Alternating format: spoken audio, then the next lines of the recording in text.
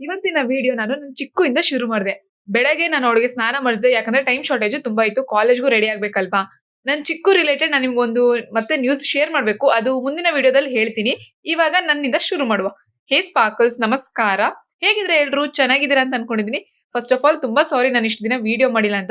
Reason ಸಹ ನಾನು upcoming videos ಅಲ್ಲಿ ಹೇಳ್ತೀನಿ. ಕಾಲೇಜ್‌ಗೆ ಎಂಟ್ರಿ ಆಗಿದ ತಕ್ಷಣ ನೋಡಿದ್ರೆ ಎಲ್ಲಾ ಕಡೆ ಗ್ರೌಂಡ್ ಫುಲ್ ತುಂಬಿದೆ. ನಾನು ಇವತ್ತು ಕ್ಲಾಸಸ್ ಬಗ್ಗೆ ಜಾಸ್ತಿ ಏನು ಮಾತಾಡಲ್ಲ.